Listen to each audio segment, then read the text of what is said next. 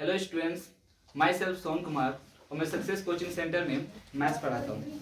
जैसा कि आप लोगों को पता है कि हम ऐलान जंग सीरीज चला रहे हैं, जो कि पूरी तरह से एसएससी जीडी पे बेस्ड है। यानी ये जो टारगेट बेच है वो 2024 टारगेट किया गया है। यानी इसमें हम 2023 के 2022 के प्रीवियस ईयर के ऐसे क्वेश्चंस करवाएंगे जो कि आगे आने वाले एग्जाम्स में पूछे जा सकते हैं, और आपको एक आइडिया मिल जाएगा कि जीडी में किस लेवल के एग्जाम्स मतलब क्वेश्चंस पूछे जाते हैं। क्या वो इजी होते हैं, क्या वो मॉडरेट होते हैं, क्या वो टफ होते हैं। तो देख सकते हैं आप कि कितने क्वेश्चंस इजी हैं, मॉडरेट है और कितने टफ है।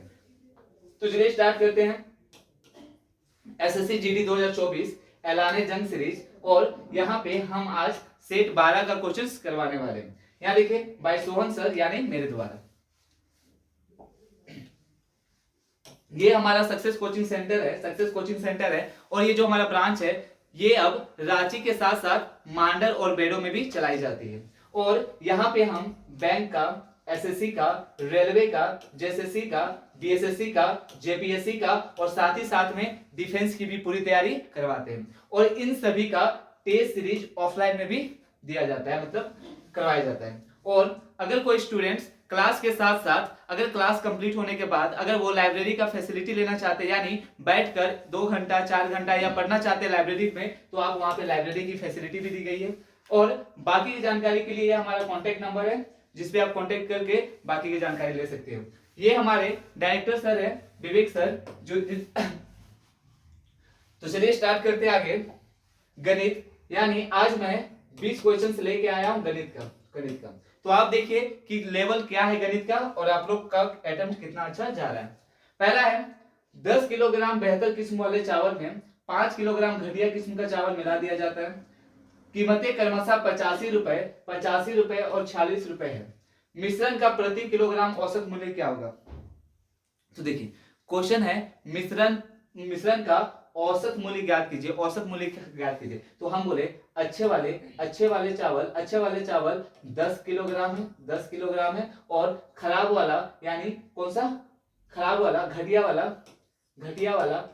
वाला 5 केजी है। कितना केजी है? 5 केजी। तो हम बोले जब भी आपको एवरेज निकालना हो तो एवरेज में नंबर इंपॉर्टेंट नहीं रखता है, एवरेज में रेशियो इंपॉर्टेंट रखता है। तो हम बोले अगर 10 केजी है तो 5 दूना 10, 5 एकम 5। यानी अच्छा वाला अगर 2 है तो घटिया वाला कितना है? 1 है। यानी अच्छा वाला 2, घटिया वाला 1।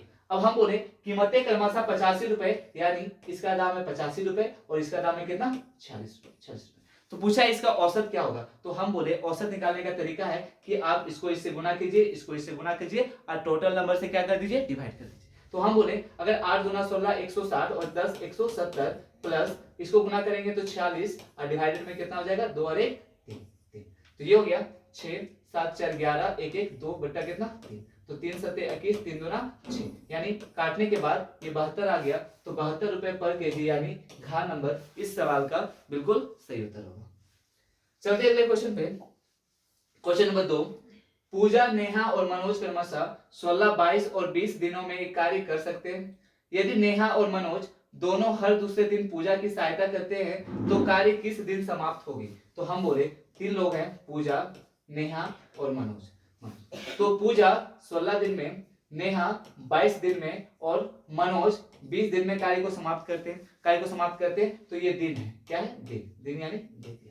तो हम बोले काम को मान लीजिए इन सब का एलसीएम। तो एलसीएम कितना हो जाएगा? तो ये हो जाएगा 22 गुना 8 गुना 5, यानी एलसीएम हो जाएगा 22 गुना 8 गुना 5।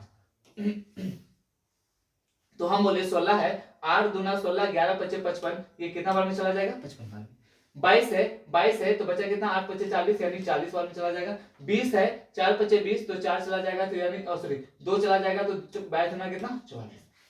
यानी पी यानी पूजा का एफिशिएंसी 55 है, नेहा का एफिशिएंसी 40 है और मनोज का एफिशिएंसी 44 है। अब आगे क्या है?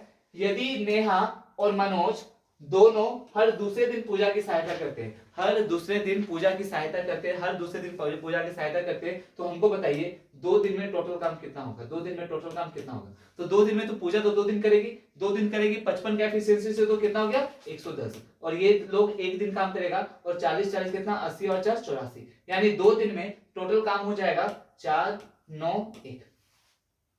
यानी ये हुआ कि 2 दिन में टोटल किया हुआ काम जो है 194। हमारे हिसाब से टोटल काम कितना है 8 25 40 यानी 4 दूना 8 4 दूना 8 यानी 0। हमारे हिसाब से टोटल काम 880 है और 2 दिन का काम कितना है 194। अगर हम बोले 4 से गुना कर दीजिए, क्यों? क्योंकि 19 25 95 हो जाएगा, ये ज्यादा हो जाएगा। तो 4 दूना 8 दिन, कितना दिन? 8 दिन। 8 दिन में टोटल काम कितना होगा? अगर यहाँ 4 से इंटू हुआ है तो ये भी 4 से इंटू हो जाएगा। तो 4 चौके 16 और 19 चौके 76 और कितना 77 यानी 776। 776 हम बोले 880 में अगर 776 चला जाएगा तो कितना बचेगा? तो 10 में से 6 गया तो 4 और 7 का 0 का 0 और यहाँ 104। 104 सही है। 4 चौके 16 का 6 1 9 चौके 36 1 37 3 4 एकम 4 3 7 बिल्कुल सही है।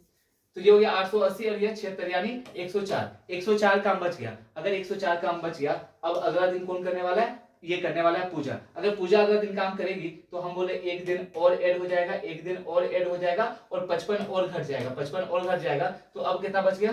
तो हम बोलेंगे 14 में से 5 गया तो 9 और यहाँ बचेगा 9 में से 5 गया तो 4 यानी 49 यानी 49। तो हम बोले ये टोटल कितने दिन हो गए? 9 दिन।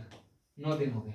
9 दिन हो गए। तो 9 दिन में टोटल काम हो गया इतना, बचा कितना? 44। रिमेनिंग काम कितना है? 44। अब जो है उसका जैसे 10वां दिन चलेगा तो 10वां दिन तीनों मिलकर काम करेगा, तो 10वां दिन में ये पूरा का पूरा काम खत्म हो जाएगा। यानी एक दिन और लगेगा जिसमें वो तीनों मिलकर कितना काम करेंगे? 49 काम करेंगे। तो यानी टोटल कितना हो गया? 10 दिन। यानी 10 दिन इसका बिल्कुल सही उत्तर होगा। यानी खा नंबर इस सवाल का बिल्कुल सही उत्तर होगा। 10 दिन में वह काम कंप्लीट हो जाएगा। यहाँ देखिए, यहाँ पे 10वां दिन कंप्लीट होगा, ये नहीं बोल रहा है कि टोटल 10 दिन लगेगा। 10वां दिन कहने का मतलब 9 दिन तो टोटल लगेगा, 10वां दिन का कुछ ही टाइम लगेगा, क्योंकि उसको 10वां दिन में तीनों मिलकर काम करेंगे। एफिशिएंसी कितना हो जाएगा? 100 कितना हो जाएगा? कहां गया?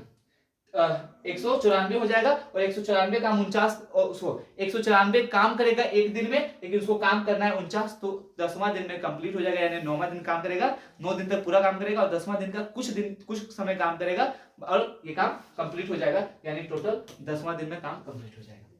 अगला है, एक वीआईपी बैग और पर 20% की छूट दी।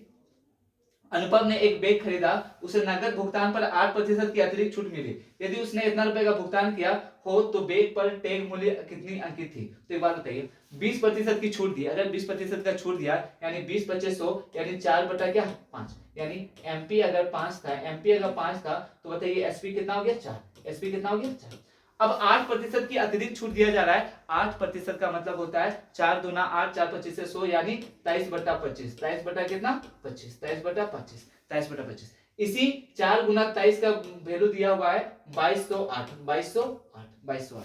तो हम लोग चलिए काट देते हैं। 4 एकम 4 और 4 से 4 25 20 4 25 20 4 दूना 8 यानी 552। 23 एकम 23 23 दूना 46 और 9 चला गया तो 9 चला गया तो 92 हो गया। 23 चौके 92 यानी 24। 23 चौके कितना? 92। 4 दूना 8 4 12 बिल्कुल। तो हम बोले एक का मान कितना हो गया? 24। अगर एक का मान 24 है तो 25 25 कितना हो गया? 125 और 125 को अगर हम 24 से गुना कर देंगे तो आंसर आ जाएगा। तो 24 बचे 5 दूना 10 5 चौके 20 यानी 120 का 0 कैरी कितना? 12। 24 दूना 48 2 50 और 10 60 का 0 कैरी 6। 24 एकम 24 24 और 6 कितना? 30। यानी ये जो आंसर है वो हो जाएगा 3000। यानी खा नंबर इस सवाल का बिल्कुल सही उत्तर होगा। अगला क्वेश्चन है, यदि कोई धनराशि 3 वर्षों में इतना गुना हो जाती है तो प्रतिवर्ष चक्रवृद्धि ब्याज की दर क्या है? तो हम बोले 3 वर्षों में 64/27 हो जाती है। तो हम कुछ नहीं करेंगे, बस इसका अंडर रूट क्यूब कर देंगे। तो आप बोलोगे 4 चौके 16 चौके 64 3 तिया 9 तिया 27 3 तिया 9 तिया 27 आपको सीधा मिल जाएगा उसका कंपाउंड रेट ऑफ इंटरेस्ट। हम बोले कितना का वृद्धि? 1 का। कितना पे? 3 का। 3 से 4 हो रहा है तो 1 का वृद्धि 3 पे, तो 1/3 का मतलब होता है 33 सही 1/3%। 33 सही 1/3%। यानी का नंबर इस सवाल का बिल्कुल सही उत्तर होगा। चलते अगले क्वेश्चन पे। एक व्यक्ति ने अंकित मूल्य 500 रुपए वाली एक मेज को 2 क्रमागत छूट क्रमशः 8% और 25% पर क्रय किया। उसने परिवहन पर 32 रुपए खर्च किया और मेज को 500 रुपए में बेच दिया। बिल्कुल एमपी था 500 लेकिन उसमें 2 क्रमागत छूट दिया 8% का यानी 23 बटा कितना 25, 23/25 और 25% का मतलब कितना 3/4, 3/4। तो हम बोले 3/4, 25 चौके 100, हाँ 3/4 और 8 था ना, सॉरी 8 था 25, 23 बटा कितना 25, 23/25। तो 25 चौके 100 यानी 2 जीरो कैंसिल हो गया, 5 तिया 15, 15 तिया 45, 15 दूना 30, 30 और 4 कितना 34, यानी 3 4 5, 3 4 5, 3 4 5। अब ये इसका निकल गया क्या, ये इसका निकल गया एसपी, लेकिन 32 रुपए और सीपी 32 रुपए खर्च किया, तो 32 रुपए अगर एक्स्ट्रा खर्च किया तो 32 रुपए एक्स्ट्रा खर्च किया, ये टोटल हो गया सीपी, ये टोटल हो गया कितना सीपी। तो 5 2 7, 4 3 7 और 377, यानी उसको टोटल पैसा कितना पड़ गया 377 रुपया। बात को समझिएगा, हम बोले शुरुआत में 500 था, एक बार छोड़ दिया कितना परसेंट का 8%, तो मल्टीप्लाइंग फैक्टर कितना 23/25 और दूसरा बार 25%, 25% मतलब 3/4, काट छाट के कितना आंसर आ गया 345। अगर 345 आ गया तो हम बोले 32 रुपए एक्स्ट्रा खर्च किया, तो टोटल पैसा खर्च कितना हो गया 377। अब उसको बेच रहा है, वो बेच रहा है उसको कितना है 500 पे, 500 पे, 500 पे। तो हमको बताइए अगर 500 पे बेच रहा है 377 का सामान, 377 का सामान, तो जल्दी से बताइए एसपी है 500, 377 में खरीदा है, तो कितना प्रॉफिट में बेच रहा है। तो हम बोले 77 3 कितना 80, 80 या 200 यानी 123 रुपए का प्रॉफिट, 123 रुपए का क्या प्रॉफिट, यानी गा नंबर इस सवाल का बिल्कुल सही उत्तर होगा। तो चलते अगले क्वेश्चन पे, ये रहा हमारा अगला क्वेश्चन। यदि धातु के 3 ठोस गोले जिनकी त्रिज्याएं 1 सेंटीमीटर, 6 सेंटीमीटर और 8 सेंटीमीटर है को पिघलाकर एक और ठोस गोला बनाया जाता है, तो नए गोले का पृष्ठीय क्षेत्रफल क्या होगा। देखिए 3 छोटे छोटे गोलों को पिघलाकर एक बड़ा सा गोला में कन्वर्ट करना है, तो पूछा है उनका वक्र गोले का पृष्ठीय क्षेत्रफल कितना होगा, पृष्ठीय क्षेत्रफल कितना होगा। तो एक बात बताइए, हम बोले 3 गोलों को पिघलाकर अगर छोटा बड़ा गोला बनाना है, तो हम बोले उनका एक चीज कॉमन होगा, वो होगा वॉल्यूम, यानी जितना आप पिघलाओगे उतना ही से बनाओगे, तो उनका वॉल्यूम क्या हो जाएगा कांस्टेंट हो जाएगा। और हम बोले कि गोला का जो वॉल्यूम होता है वो होता है 4/3 पाई आर क्यूब, 4/3 क्या पाई आर क्यूब। तो हमारे पास 3 गोले हैं, तो तीनों गोलों का वॉल्यूम हो जाएगा 4/3 पाई, तो पाई हो गया आर क्यूब, यानी पहला का त्रिज्या कितना 1 यानी 1 का क्यूब और 6 का क्यूब और कितना 8 का क्यूब, और ये इक्वल होगा 4/3 पाई आर क्यूब का, बड़ा वाला का क्यूब का। तो 4/3 कैंसर, पाई से पाई कैंसर, ये हो जाएगा 1 प्लस 216 प्लस 512, यानी 6 2 8 1 9, 2 और 1 और 1 कितना 2 और 5 2 कितना 7, यानी 729 का मान कितना हो जाएगा आर क्यूब। तो आर बराबर कितना हो जाएगा 9, आर बराबर क्या हो जाएगा 9, यानी आर आ गया 9, आर आ गया 9। तो पूछा है तो नए गोले का पृष्ठ क्षेत्रफल कितना होगा। तो हम जानते हैं गोले का पृष्ठ क्षेत्रफल होता है 4 pi r square, 4 pi r square. तो हम बोले 4 pi r square, 4 pi r square, तो 4 हो गया पाई पे रहने दो, आर का मतलब 9 9 कितना 81, 4 एकम 4, 8 चौके 32, यानी 324 पाई, 324 पाई, यानी घा नंबर इस सवाल का बिल्कुल सही उत्तर होगा। तो चलते अगले क्वेश्चन पे, ये रहा हमारा अगला क्वेश्चन। एक कार्य को 20 दिनों में कर पी एक कार्य को 20 दिनों में कर सकता है और क्यू उसे 25 दिनों में कर सकता है। यदि वे इस पर एक साथ मिलकर 4 दिनों तक कार्य करते हैं, तो कार्य का कितना प्रतिशत शेष बचेगा। तो पी 20 दिनों में, क्यू 25 दिनों में, तो एलसीएम ले लेते हैं 100, 20 25 100, 25 चौके 100, 25 चौके 100। 4 दिन तक काम करेंगे, 4 दिन तक मिलकर काम करेंगे, तो एक दिन में मिलकर काम करेंगे, एक दिन का एफिशिएंसी कितना हो जाएगा। तो आप बोलोगे एक दिन का काम हो जाएगा 5 4 9, तो 4 दिन में कितना काम हो जाएगा 36 काम। तो बचा कितना 100 टोटल था, 36 काम हुआ, बचा कितना रिमेनिंग वर्क कितना बचा। तो आप बोलोगे 64, कितना 64। तो पूछा है कार्य का कितना प्रतिशत शेष बचा। तो हम बोले 100 में 64 बचा, 100 में कितना बचा 64 में। तो हम जानते हैं कि प्रतिशत का मतलब होता है कि कंपैरिजन ही 100 पे किया जाता है, यानी अगर 100 पे 10 बचता तो 10%, 100 पे 64 बचा तो कितना परसेंट 64%, यानी 64। और अगर अभी भी किसी को समझ में ना आया हो, एक सेकेंड, और अगर अभी भी किसी को समझ में ना आया हो, तो हम बोले 64 बच गया कितना 100 में। अब परसेंटेज में कन्वर्ट करेंगे तो 100 लिखाएगा, 100 कैंसिल हो जाएगा, तो कितना आ जाएगा 64 क्या परसेंट, 64%, यानी घा नंबर इस सवाल का बिल्कुल सही उत्तर होगा।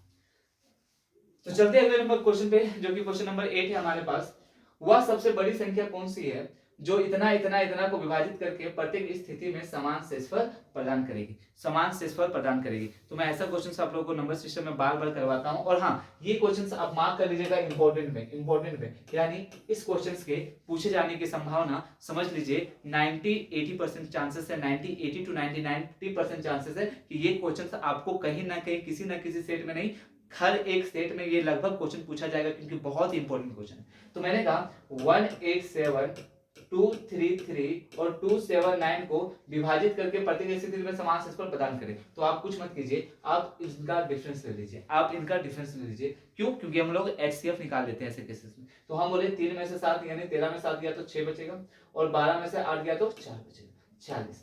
फिर इनका डिफरेंस ले लीजिए, तो 9 में से 3 जाएगा तो 6 बचेगा, और 7 में से 3 जाएगा 4 बचेगा। तो हम बोले यहाँ भी 46, यहाँ भी 46। अब इन 46 का HCF निकाल दीजिए, तो आप बोलोगे 46 आएगा। कितना आएगा? 46। यानी वह जो संख्या है वह 46 है, यानी वह बड़ी से बड़ी संख्या 46 है। जब 46 से इन सबको नंबर को डिवाइड कीजिएगा तो रिमाइंडर सेम आएगा, यानी आंसर हो जाएगा का नंबर इस सवाल का बिल्कुल सही उत्तर होगा।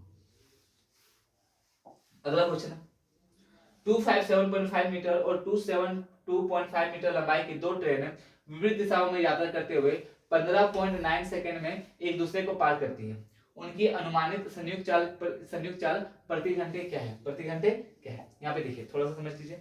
यहाँ पे हम बात करेंगे रिलेटिव स्पीड का। रिलेटिव स्पीड ट्रेन में दो होते हैं। कब? एक, जब वो एक दूसरे के साइड जा रहा हो, मतलब एक दूसरे की ओर, मतलब एक विपरीत दिशा में चल रहे हो, और दूसरा जब वो एक ही डायरेक्शन में चल रहे हो। मतलब अगर कोई वेस्ट से ईस्ट जा रहा है और दूसरा भी वेस्ट से ईस्ट जा रहा है तो वो एक ही डायरेक्शन में, और अगर कोई ईस्ट मतलब वेस्ट से ईस्ट जा रहा है, कोई ईस्ट से वेस्ट जा रहा है, कहने का मतलब है अगर अपोजिट डायरेक्शन में जा रहा है तो क्या होगा, और अगर सेम दिशा में जा रहा है तो क्या होगा। तो हम बोले यहाँ पे दो रिलेटिव स्पीड काम करता है, रिलेटिव स्पीड तो हम बोले कब? पहला जब दोनों ट्रेन मतलब दोनों ट्रेन सेम डायरेक्शन में चले, सेम डायरेक्शन में हो।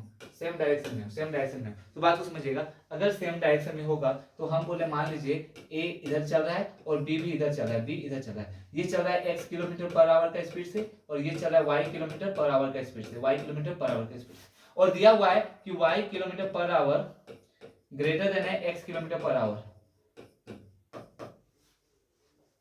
तो एक बात बताइए, अगर सेम प्लेस से दोनों ट्रेन चलना शुरू किए और b का स्पीड ज्यादा है a का स्पीड से, तो रिलेटिव स्पीड से बार क्या हो जाएगा कि b आगे चला जाएगा किसका? a का। अगर b a का आगे चला जाएगा तो एक बात बताइए, ये इसका रिलेटिव स्पीड हो जाएगा y minus x kilometre per hour, यानी इस समय रिलेटिव स्पीड घट जाएगा। क्यों? क्योंकि अगर सोचिए, अगर ये 2 किलोमीटर पर आवर से चल रहा है, समझने के लिए, अगर ये 2 किलोमीटर पर आवर से चल रहा है और ये 3 किलोमीटर पर आवर से चल रहा है, 3 किलोमीटर पर आवर से, यानी ए अगर 2 किलोमीटर पर आवर से चल रहा है और बी अगर 3 किलोमीटर पर आवर से चल रहा है, तो एक बात बताइए, बी जो है हर 1 घंटे में कितना किलोमीटर पर आवर ज्यादा जा रहा है? तो आप बोलोगे कि ये 3 किलोमीटर पर आवर, ये 2 किलोमीटर पर आवर, यानी ये जब 3 किलोमीटर चलेगा तो ये भी तो 2 किलोमीटर चलेगा, तो एक्स्ट्रा कितना चला? 1 किलोमीटर। अगर 1 घंटा में 1 किलोमीटर एक्स्ट्रा चला तो इसी को कहते हैं रिलेटिव स्पीड का मतलब हुआ एक के कंपैरिजन में दूसरा कितना अधिक या कितना कम चल रहा है, इसी को रिलेटिव स्पीड कहते हैं। तो हम बोले कि 3 में से 2 घटा देंगे तो कितना आ जाएगा? 1 किलोमीटर पर आवर। तो ये हो गया रिलेटिव स्पीड किसका? जब दोनों ट्रेन सेम डायरेक्शन में चल रहा हो, जब दोनों ट्रेन किस डायरेक्शन में चल रहा हो? सेम डायरेक्शन में। लेकिन अगर दोनों ट्रेन विपरीत दिशा में चल रही हो, दोनों ट्रेन अगर विपरीत दिशा में चल रही हो, दोनों ट्रेन अगर विपरीत दिशा में चल रही हो, यानी ए जो है इधर चल रहा है x किलोमीटर पर आवर से, और b जो है इधर चल रहा है y किलोमीटर पर आवर से, तो इस समय जो रिलेटिव स्पीड होगा, जिसको हम लोग हिंदी में कहते हैं सापेक्ष गति, इस समय में जो सापेक्ष गति होगा वो क्या हो जाएगा? जुड़ जाएगा। क्यों? क्योंकि इफेक्टिव जो डिस्टेंस चलेगा दोनों मिलकर वो x plus y kilometre per hour चलेगा, यानी x plus y kilometre per hour, इस समय इसका रिलेटिव स्पीड हो जाएगा। तो हम बस इतना बोले कि आपको इस वीडियो में समझा दिया गया कि दो ट्रेन है जब एक ही दिशा में चलेगा तो सापेक्ष गति माइनस हो जाएगा, और अगर विपरीत दिशा में चलेगा तो सापेक्ष गति क्या हो जाएगा, जुट जाएगा। सापेक्ष गति क्या हो जाएगा, जुट जाएगा। तो चलिए क्वेश्चन पे चलते हैं और क्वेश्चन देखते हैं। एक सेकंड, क्वेश्चन ये था हमारा।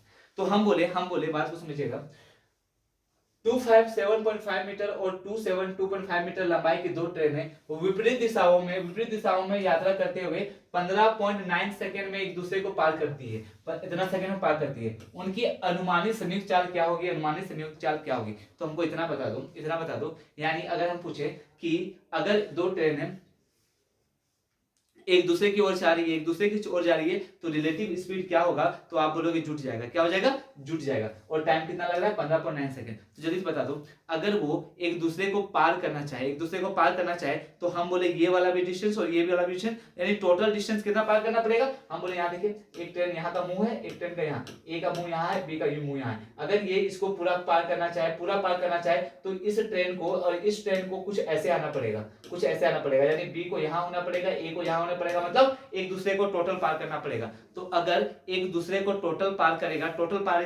तो ये टोटल डिस्टेंस कितना चलेगा, तो आप बोलोगे दोनों के ट्रेन का सम का बराबर चलेगा। तो हम बोले 257 और प्लस 272 का सम कितना हो जाएगा, ताकि टोटल डिस्टेंस निकाल सके। तो आप बोलोगे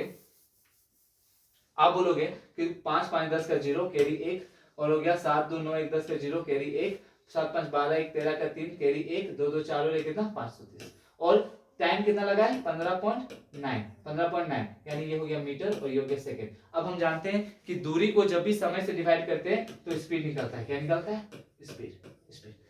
तो हम बोले ये हो गया। अगर इसको किस में लाना है, किलोमीटर पर आवर में, तो ये मीटर पर सेकंड में। अगर ये पॉइंट और ये पॉइंट हटा दें तो ये जो नंबर है वो आ जाएगा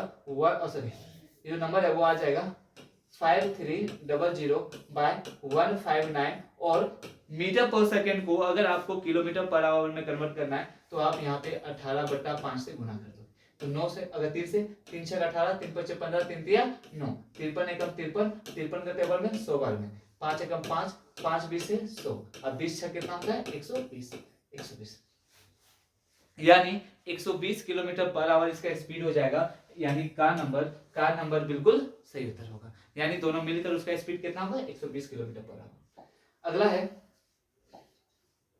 अगला है कि एक मोबाइल के मूल्य में प्रतिवर्ष 10% का ह्रास होता है यदि मोटर बाइक का वर्तमान मूल्य, या मोबाइल होगा या तो वह मोबाइल होगा, एक मोबाइल के मूल्य में प्रतिवर्ष 10% का ह्रास होता है यदि मोटर बाइक का, मतलब मोबाइल का वर्तमान मूल्य इतना है तो 36 महीने बाद कितना होगा। तो हम बोले 36 मंथ का मतलब होता है 3 साल। कितना साल, 3 साल। 36 मंथ का मतलब होता है 3 साल, यानी एक साल में अगर 10% का वृद्धि होगा तो फिर अगले साल 10% का वृद्धि, फिर अगले साल 10% का वृद्धि। तो अगर वर्तमान में इसका मूल्य कितना है, 1 लाख है, यानी 1 2 3 4 5, तो पहला साल जब कमी होगा 10% का तो मल्टीप्लाइंग फैक्टर हो जाएगा 9 बटा कितना 10, फिर से 9 बटा कितना 10, और फिर से कितना 9 बटा 10। तो हम बोले 1 2 3 9 का हो जाएगा 729 और 2 0, यानी 72900 इस सवाल का बिल्कुल सही उत्तर होगा। तो आप देख सकते हैं कि क्वेश्चन का लेवल कितना इजी पूछा जा रहा है जीडी में। तो मैं बस इतना कहता हूं कि ट्राई कीजिए क्वेश्चंस को सॉल्व करने का, फिर भी सिर का सेट लगाइए और फिर मैं जो सॉल्यूशन करवा रहा हूं उसको देखिए कि कैसा सॉल्यूशन करवाया जा रहा है, ताकि आपको एक आइडिया मिल जाए। अमीषा 2 किलोमीटर प्रति घंटा की चाल से 3 किलोमीटर चलती है।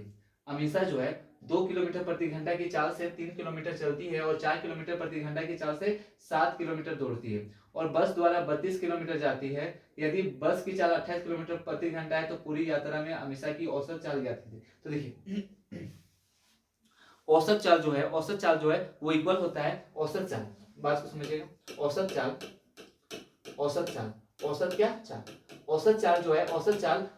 चाल इक्वल होगा कुल दूरी बटा कुल समय का, यानी अगर आपको औसत चाल निकालना है तो कुल दूरी को कुल समय से विभाजित कर दीजिए, आपका औसत चाल निकल जाएगा। तो अब देखिए हम बोले कि टोटल दूरी कितना है, तो हमेशा 2 किलोमीटर प्रति घंटा की चाल से 3 किलोमीटर, 4 किलोमीटर प्रति घंटा की दर से 7 किलोमीटर और किलोमीटर जाती है, और बस द्वारा 32 किलोमीटर जाती है। तो टोटल दूरी कितना हो गया, तो आप बोलोगे टोटल डिस्टेंस हो गया 3 + 7 + कितना 32। अब टोटल टाइम चाहिए, तो एक बात बताइए, अगर मैं पूछूं टाइम बराबर क्या होगा, तो हम जानते हैं डिस्टेंस इक्वल टू होता है speed into time. Distance equal to क्या होता है, स्पीड इनटू टाइम। तो टाइम बराबर क्या होगा, तो आप बोलोगे डिस्टेंस बटा कितना, स्पीड। टाइम बराबर होगा डिस्टेंस बाय क्या, स्पीड। यानी डिस्टेंस को अगर स्पीड से डिवाइड कर दिया जाए तो क्या निकलेगा, टाइम। और हमको कुल समय चाहिए, तो एक बात बताइए, 3 किलोमीटर प्रति घंटा, 3 किलोमीटर चलता है 2 किलोमीटर पर आवर का स्पीड से, तो टाइम हो जाएगा कितना, 3/2। 7 किलोमीटर चलता है 4 किलोमीटर पर आवर का स्पीड से, तो हो जाएगा 7 बटा कितना, 4। और उसी तरह 32 किलोमीटर जाता है 28 किलोमीटर पर आवर का, तो टाइम कितना हो गया, 32/28। तो ये हो गया टोटल डिस्टेंस और ये हो गया टोटल टाइम। इस टोटल डिस्टेंस को टोटल टाइम से डिवाइड करेंगे तो आ जाएगा एवरेज स्पीड। एवरेज क्या, स्पीड। तो हम बोले 7 3 10, 32 और 10 कितना, 42। यहाँ सॉल्व करते हैं, तो हम बोले 4 से 4 8 32, 4 7 28। यहाँ पे आंसर आ जाएगा, एलसीएम कितना आ जाएगा, 7 चौके 28। एक सेकंड, तो यहाँ पे एलसीएम आ जाएगा 7 चौके 28। 2 का टेबल में 14, 14 तिया कितना 42 यानी 42। 4 का 4 7 28, 7 7 49, और ये हो जाएगा 7 चौके 28, 8 चौके कितना 32, 8 चौके 32। यहाँ इधर लिख लेते हैं 8 चौके 32। तो ये हो गया 42, और गुना में आ जाएगा ऊपर में 28 और डिवाइडेड में आ जाएगा 9 2 11 2 13 का 3 कैरी 1 1 3 1 4 4 8 4 12 यानी 1 2 3 1 2 3। हम बोले 3 से कट रहा है 3 चौके 12 3 एकम 3 और 3 से काटेंगे तो 14 3 42। अब 14 8 112 का 2 कैरी 11, 14 दूनी 28 1 29, 29 और 10 कितना 39 बटा कितना 41, यानी 392/41, 392/41 यानी ख नंबर इस सवाल का बिल्कुल सही उत्तर होगा, जो कि है क्वेश्चन नंबर 11। अगला है, एक सरकारी कर्मी अपनी आय का 76% खर्च कर देता है। यदि उसकी आय में 14% की वृद्धि हो और इसके खर्च में 10% की वृद्धि हो तो उसकी बचत की वृद्धि प्रतिशत क्या होगी। तो ये क्वेश्चंस मैं आप लोगों को क्लास में करवा चुका हूं, और मैं ये भी कह रहा हूं कि ऐसे क्वेश्चंस के एग्जाम में आने की चांसेस बहुत ज्यादा होती है। चलिए सॉल्यूशन देखते हैं। तो हम बोले उसकी आय में 14% की वृद्धि होता है। हम जानते हैं इनकम बराबर एक्सपेंडिचर यानी खर्च प्लस क्या होता है, सेविंग। हम बोले इनकम का मतलब होता है आय बराबर होता है खर्च प्लस बचत। खर्च प्लस क्या, बचत। खर्च प्लस। अब बात को सुनिएगा, 76% खर्च करता है। अगर 76% खर्च करता है तो बचाता कितना होगा, तो 76 4 80, 76 4 कितना 80 और 20 कितना 24, यानी 24% बचाता होगा। तो टोटल कितना रहा होगा, 16 होगा। टोटल 16 होगा। तो हम फिर से कह रहे हैं, अगर आपको प्रतिशत निकालना है तो एग्जैक्ट वैल्यू का जरूरत नहीं है, तो हम काटने वाले 4 6 24, 4 से 4 एकम 4 3 4 9 36 और ये 4 25 से 100। यानी अगर 25 रुपए एक आदमी कमाता है तो 19 रुपए खर्च करता है और 6 रुपए क्या करता है, बचाता है। अब क्या हुआ, उसकी आय में 14% की वृद्धि, आय में 14% का वृद्धि, खर्च में 10% का वृद्धि, खर्च में 10% का क्या वृद्धि, तो उसकी बचत का वृद्धि प्रतिशत क्या होगा। देखिए जैसा कि मैं करवा चुका हूं कि अगर किसी का इनकम 14% बढ़ता है तो वो कैपेबल होगा, योग्य होगा कि वो अपना खर्च भी 14% बढ़ा सके और अपना सेविंग भी 14% क्या कर सके, बढ़ा सके। यानी खर्च भी 14% बढ़ा सकता है और सेविंग भी 14% बढ़ा सकता है। तो हम बोले कि ये अपना 14% तो बढ़ाएगा ही बढ़ाएगा, 14% तो बढ़ाएगा। लेकिन एक बात बताइए, इसको खर्च 14% बढ़ाना चाहिए था, लेकिन बढ़ाया कितना 10%। इसका 4% कहां गया, तो 4% 19 आदमी का 4% चला गया, तो 19 चौके कितना 76, 19 चौके कितना 76, यानी 76% चला गया। ये जो 76% है वो बटेगा कितना लोगों में, 6 लोगों में। कितना लोगों में, 6 लोगों में। तो ये हो गया 14 + 12 6 72, तो कितना बच गया 40, यानी 6 6 36, 6 6 36, तो 4 2 6 1 और 1 2, अब पॉइंट हो जाएगा 6 7 लिख दीजिए सीधा, तो 26.67%, 26 पॉइंट कितना 67%, यानी का नंबर इस सवाल का बिल्कुल सही उत्तर होगा। चलते हैं अगले क्वेश्चन पे। राखी ने सुजाता को 10% के लाभ पर एक टीवी बेचा। उर्मिला ने वह टीवी राखी को 20% के लाभ पर बेचा था। यदि उर्मिला का क्रय मूल्य इतना रुपए था तो सुजाता का टीवी का कितना तो सुजाता ने टीवी को कितने में खरीदा? सुजाता ने टीवी को कितने पे खरीदा? हम बोले राखी ने सुजाता को 10% के लाभ पर एक टीवी बेच दिया। 10% मतलब 11/10, यानी 10 रुपए में ये खरीदी थी तो 11 रुपए में बेच दी किसको? सुजाता को। तो सुजाता का सीपी कितना हो गया? 11 रुपए। मतलब सुजाता कितना में खरीदी? 11 रुपए में। अगला है उर्मिला ने वह टीवी राखी को 20% के लाभ पर बेचा था। उर्मिला ने वह टीवी राखी को 20% का प्रॉफिट में, यानी 6 बटा कितना? 5। 20/100 यानी 5 का सामान को कितना में बेचा था? 6 में। तो हम बोले बेचा था। यदि उर्मिला का क्रय मूल्य इतना रुपए, उर्मिला का क्रय मूल्य कितना है? 50,000 है। अब यहाँ पे ध्यान सुनिए, हम बोले हमारे हिसाब से यहाँ पे राखी को कितना रुपए पड़ा था? 10 रुपए। हमारे हिसाब से यहाँ पे राखी को कितना पड़ा है? 6 रुपए। क्या उसको अलग अलग दाम पड़ सकता है? नहीं। तो हम इसको बराबर कर देंगे। अब बराबर करने के लिए इसको 10 से गुना करेंगे, इसको भी 10 से, तो ये हो गया कितना? 50, और ये कितना हो गया? 60। इसको बराबर करना है तो 6 से गुना हो जाएगा, ये भी 6 से, यानी ये भी हो गया 60 और ये भी कितना हो गया? 600। यानी अब रेशियो क्लियर हो गया कि यहाँ पे भी राखी का 60 है, यहाँ पे राखी का कितना है? 60 है। तो बोला है यदि उर्मिला का क्रय मूल्य 50,000 रुपए था तो सुजाता ने टीवी को कितने में खरीदा? तो हम बोले 50 का मान अगर 50,000 है, 50 का मान अगर 50,000 है तो एक का मान कितना होगा? तो 1,000। एक का मान कितना होगा? 1,000। तो पूछा है सुजाता ने टीवी को कितने में खरीदा है? तो सुजाता ने कितना में खरीदा था? देखिए 66 में। कितना में? 66 में। तो 66 और एक का मान 1,000 है तो 1 2 3 यानी 66,000। कितना हजार? 66,000। यानी का नंबर इस सवाल का बिल्कुल सही उत्तर होगा। अगला क्वेश्चन है यदि y सीधे x के साथ बदलता है और y = 16 x = 24 है तो y का मान क्या है? y सीधा x के साथ बदलता है, इसका कहने का मतलब है x डायरेक्टली प्रोपोर्शनल है y का।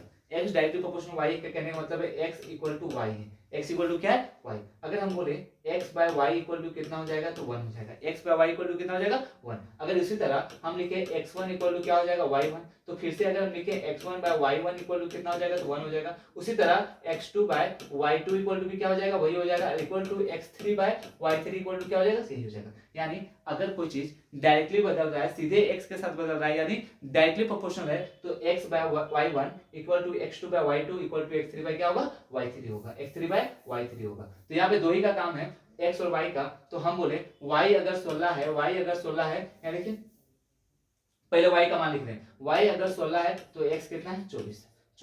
अगर y अगर 16 है तो x 24 है। अब x अगर 45 है तो y बराबर कितना होगा? y बराबर कितना होगा? यही क्वेश्चन है। तो काट देते हैं। 4 चौके 16, 4 छके 24, 2 दूना 4, 2 तिया 6, 3 एकम 3, 15 तिया 45। अब 15 क्रॉस मल्टीप्लाई हो जाएगा तो ये हो जाएगा y बराबर 15 दूना कितना? 30। 15 दूना 30। यानी का नंबर इस सवाल का बिल्कुल सही उत्तर होगा। चलते अगले क्वेश्चन पे। एक घनाभ की भुजाएं 3 4 5 के अनुपात में है और इसका आयतन 480 घन इकाई है। सबसे बड़ी और सबसे छोटी भुजा के बीच का अंतर कितना है? तो एक बात बताइए, हम जानते हैं घनाभ यानी क्यूबॉइड का वॉल्यूम जो है, क्यूबॉइड का जो वॉल्यूम है वो होता है L × B × H। L × B × क्या? H। तो हम बोले ये तो रेशियो में, तो अगर हम बोले कि ये 3x है, ये 4x है और ये 5x है, बराबर कितना होगा? तो आप बोलोगे कितना होगा? 480। तो अगर हम बोले कि 5 चौके 20 तिया 60, यानी 60x³ बराबर कितना हो गया? तो 480 हो गया। 1 0 1 0 8 छक 48, यानी x³ बराबर कितना हो गया? 8। तो x बराबर कितना हो जाएगा? 2। x बराबर कितना हो जाएगा? 2। यानी x का मान 2 है। तो पूछा है सबसे छोटी भुजा के बीच और सबसे बड़ी और सबसे छोटी भुजा के बीच का अंतर कितना है? तो हम बोले कितना का अंतर? आप देख सकते हो 2 का। कितना का? 2 का। और एक यूनिट का मान 2 है तो हम बोले कि 2 गुना कितना हो जाएगा? 2 बराबर कितना? 4। यानी 4 4 4, यानी घा नंबर इस सवाल का बिल्कुल सही उत्तर होगा। तो चलते हैं अगले क्वेश्चन पे। Question number 16। एक निश्चित राशि 6% वार्षिक ब्याज की दर से 2 वर्षों में इतना रुपए हो जाती है, जिस पर ब्याज वार्षिक रूप से चक्रवृद्धि किया जाता है, वह राशि की निकटतम पूर्णांक तक क्या होगा? तो चलिए देख लेते हैं। एक निश्चित राशि 6% वार्षिक ब्याज की दर से 2 वर्षों में इतना हो जाती है। 6% वार्षिक दर से, तो बोले मल्टीप्लाइंग फैक्टर कितना हो जाएगा? तो 2 बटा कितना? 50, सॉरी 3 बटा 50। 6% का मतलब हो गया 2 से काटेंगे तो 2 तिया 6, 2 50 से 100, यानी मल्टीप्लाइंग फैक्टर हो गया 53 बटा कितना 50, 53 बटा 50। तो 2 साल के बाद 7200 हो जाता है, यानी 53 बटा 50 का स्क्वायर यानी 3 तिया 9, 5 तिया 15, 2 30 और 25 3 कितना 28 बटा कितना 2500। इसी का मान दिया हुआ है 7200, इसी का मान दिया कितना 7200, इसी का मान 7200 है। तो एक का मान कितना हो जाएगा, एक का मान कितना हो जाएगा, तो आप बोलोगे 7200 बटा 2809।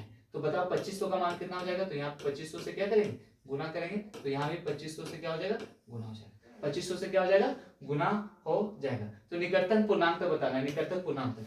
तो चलिए डिवाइड करते हैं, 2800 एकम 2800 और 28 मतलब 30 मतलब 3 मान लो 3 हो गया, तो 3 दूना 6, 30 दूना 60, 30 3 90, 2 बार में जाएगा, कितना बार में जाएगा 2 बार, 2 बार में जाएगा। तो बचेगा कितना, तो हम बोले 9 दूनी 18, 8 दूना 16 और हाँ 2 बार में जाएगा, 8 दूना 16 और 2 दूना 4 कितना 56, यानी 56 18 56 18। अगर हम बोले 7200 को 56 18 से घटा देंगे तो कितना बचेगा 2, 9 में से गया तो 8 और 11 में से गया तो 5, 11 में 5 गया 6 और 6 में 5 गया तो 1, यानी 1582, एक जीरो उतर जाएगा तो 3 पचे 15, 3 पचे 15, 3 पचे 15 चला जाएगा, तो ये हो जाएगा 5 बार में जाएगा, तो 9 पचे 45, 9 पचे 45, 8 पचे 40 और 5 दूना 10, 4 14, यानी 1400 इतना। 10 में से 5 गया कितना बचेगा 5, और यहाँ पे देखिए 10 में से 5 गया तो 5 बचा, 11 में 4 जाएगा तो 7 और यहाँ कितना बच गया 7 का 7 और 1, यानी 1775, एक जीरो और उतर जाएगा तो हो जाएगा कितना 3 6 18, यानी 6 बार में लगभग चला जाएगा 2.56। तो 2.56 आ गया, कितना आ गया 2.56 बिल्कुल। तो ये चला गया कितना बार में 2.56 में चला गया, 2.56 में। तो इस 2.56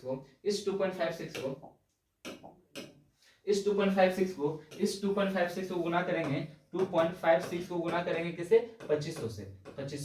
हम बोले 2 के बाद यहाँ पे 2 के बाद भूल जाते हैं, देख लेते हैं 25 6 150 का जीरो बचा कितना 15, 25 25 125, 125 130 140, 140 का जीरो बचा कितना 14, 25 दूना 50, 60 64, यानी 6400 से थोड़ा बड़ा होगा, 6400 से थोड़ा बड़ा होगा, 6400 तो नहीं होगा क्योंकि थोड़ा बड़ा होगा, क्यों क्योंकि एक्यूरेट वैल्यू नहीं आया उसके बाद भी नंबर आता, तो 6400 से थोड़ा सा बड़ा कौन सा नंबर है 6408, 6400 नहीं मारना है क्योंकि ये एग्जैक्ट वैल्यू नहीं है, 6400 से थोड़ा क्या आएगा बड़ा आएगा, तो 6408 आंसर हो जाएगा इसका, यानी 6408 बिल्कुल सही उत्तर है। चलते अगले क्वेश्चन पे, 6400 आया लेकिन 6408 क्योंकि ये एक्यूरेट वैल्यू नहीं है, 2.56 से भी थोड़ा कुछ आता तो ये हो जाएगा 6408।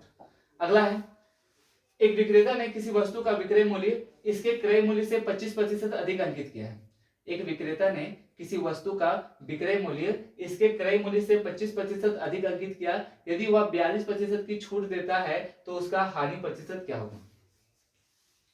25% अधिक किया तो हम बोले 25 चौके 100 यानी 5 बटा क्या 4, यानी सीपी अगर 4 होगा तो मार्क प्राइस कितना किया गया है 50, मार्क प्राइस क्या गया है 5, 25 चौके मतलब अधिक अंकित किया तो ठीक है।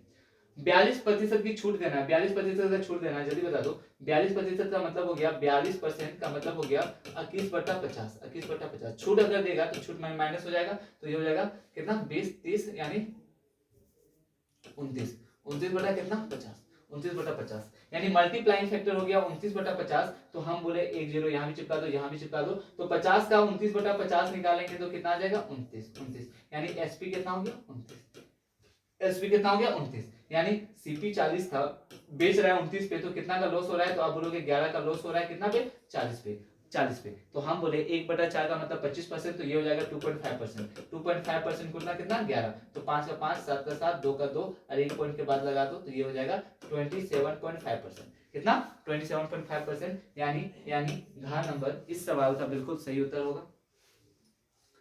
अगले क्वेश्चन पे चलते हैं, एक रेलगाड़ी 80 किलोमीटर प्रति घंटे की एक समान चाल से चल रही है, 30 मिनट में रेलगाड़ी द्वारा कितनी दूरी तय की जाएगी। तो देख लीजिए सबसे इजी क्वेश्चन है, 80 किलोमीटर प्रति आवर से 30 मिनट मतलब 1/2 घंटा, यानी कितना 40 किलोमीटर। तो 40 किलोमीटर का मतलब का नंबर इस सवाल का बिल्कुल सही उत्तर होगा। आप लोगों को पता है कि डिस्टेंस इक्वल टू क्या होता है स्पीड इनटू टाइम। यदि इतना है तो y का मान ज्ञात कीजिए। तो हम बोले यहाँ पे देखिए y का मान निकालना है, हम बोले 2 से करेंगे तो 18 दूना 36, यानी 18 + 3y - 22 इक्वल टू कितना हो जाएगा 8, 22 को उधर भेजेंगे 30 हो जाएगा, तो 3y इक्वल टू 30 माइनस 18, तो 3y बराबर कितना हो जाएगा 12, यानी y बराबर कितना हो जाएगा 4, y बराबर 4, यानी गा नंबर इस सवाल का बिल्कुल सही उत्तर होगा। चलते हैं लास्ट क्वेश्चन। देखिए तो ये आज हमारा मतलब जो क्वेश्चन है वो लास्ट क्वेश्चन है मैथ्स का। तो चलिए देख लेते क्या है। एक ट्रेन की लंबाई 150 मीटर है, यह ट्रेन समान दिशा में 2 किलोमीटर प्रति घंटे की चाल से चल रही है। एक ट्रेन की लंबाई 150 मीटर है, यह ट्रेन जो है समान दिशा में 2 किलोमीटर प्रति घंटा की चाल से चल रहे एक व्यक्ति को 3 सेकंड में पार कर जाती है। ट्रेन की चाल क्या होगी? सुनिए, अगर एक ट्रेन उस व्यक्ति को 3 सेकंड में पार कर जाता है, तो सबसे पहले बताइए 150 मीटर दूरी को पार कर क्या होगा। देखो आदमी को जब भी कंपेयर किया जाता है ट्रेन से, मतलब अगर एक ट्रेन एक आदमी को पार कर रहा है तो उस आदमी का जो डिस्टेंस मानते हैं उसको नेग्लिजिबल मानते हैं, यानी जीरो मानते हैं। यानी अगर उस ट्रेन को उस आदमी को पार करना है तो उस ट्रेन को अपना खुद का दूरी पार करना पड़ेगा, उसको अपना खुद का दूरी क्या करना पड़ेगा? पार करना पड़ेगा। तो हम बोले टोटल डिस्टेंस कितना पार करना पड़ेगा ट्रेन को? 150, कितना सेकंड में? 3 सेकंड में। 3 सेकंड में तो 150 सेकंड यानी 3 बचे 15, यानी 50 मीटर पर सेकंड। 50 मीटर पर सेकंड उसका क्या हो जाता? स्पीड हो जाता। लेकिन किलोमीटर में लाना है तो हम बोले 50 गुना 18/5, यानी किलोमीटर में अगर लाना है किलोमीटर पर आवर में, तो 18/5 से गुना कर देंगे तो ये 10 बार में चला जाएगा, यानी 180 किलोमीटर पर आवर। 180 किलोमीटर क्या पर आवर, यानी उस आदमी का जो रिलेटिव स्पीड होगा वो होगा 180 किलोमीटर पर आवर। अब देखिए हम बोले कि अब ट्रेन क्या करिए, ट्रेन जिस दिशा में जा रही है उसी दिशा में कौन चल रहा है? तो आप बोलोगे आदमी भी उसी दिशा में चल रहा है। तो ये जो रिलेटिव स्पीड आया 180 किलोमीटर पर आवर, उसमें उस आदमी का 2 किलोमीटर पर आवर घटा के आया होगा, 2 किलोमीटर पर आवर घटा के आया होगा। तो हम बोले अगर ट्रेन का पूछ ले कितना होगा, तो आप बोलोगे 180 प्लस कितना 2 बराबर 182 kilometre per hour. 182 kilometre per hour, यानी उस इंसान का नहीं उस ट्रेन का स्पीड हो जाएगा 182 किलोमीटर पर आवर, यानी का नंबर इस सवाल का बिल्कुल सही उत्तर होगा। तो ये आज का हमारा 25 क्वेश्चन कंप्लीट हो गया। तो आपको आज का क्लास कैसा लगा आप कमेंट में कमेंट कर सकते हैं, और बाकी आप मिलते हैं अगले सेशन में। तब तक के लिए थैंक यू।